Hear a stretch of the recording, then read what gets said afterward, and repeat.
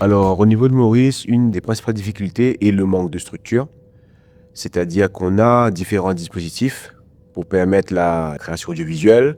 Il y a un manque de fonds aussi pour la création pure, parce qu'on a deux dispositifs pour permettre tout ce qui est service technique, accueil des tournages, etc. Mais il nous manque vraiment des fonds mis en place destinés purement à la création. Je pense qu'une économie de service peut amener à la création d'un fonds, éventuellement, le fonds de création, un des problèmes majeurs. L'autre problème, ça reste aussi en termes de collecte des données par rapport au film, c'est la redistribution par rapport à tout ce qui est royalties, droits d'auteur, etc. Mais il manque vraiment un cadre législatif de base pour pouvoir encadrer tout ça.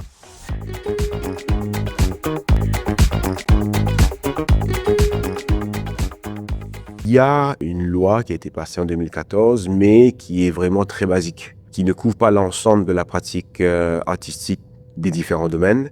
C'est très axé chez la musique et ça couvre les autres domaines artistiques, le cinéma, le théâtre, la littérature, etc. Mais ça reste, encore une fois, basique. C'est-à-dire qu'on reconnaît qu'il y a des créateurs, on reconnaît qu'il y a des œuvres et que ces œuvres appartiennent à ces créateurs et que s'il y a exploitation de ces œuvres, le créateur doit être rémunéré en conséquence.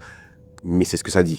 Ça ne va pas plus loin, ça n'entre pas dans l'aspect légal, dans l'aspect de propriété intellectuelle, dans l'aspect d'exploitation peut-être de collaboration internationale par exemple, de coproduction.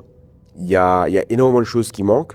Cette loi a été passée à un moment où le numérique n'avait pas encore pris l'importance que ça a maintenant. C'est une loi qui concerne la propriété intellectuelle, mais le statut des artistes n'est pas encore reconnu.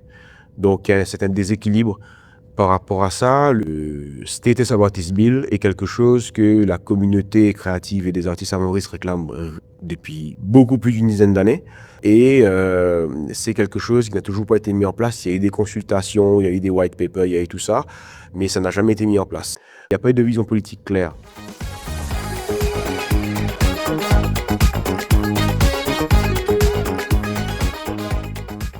Les différentes réalités de chacun. Chacun a ses problématiques, chacun a ses atouts et ses difficultés.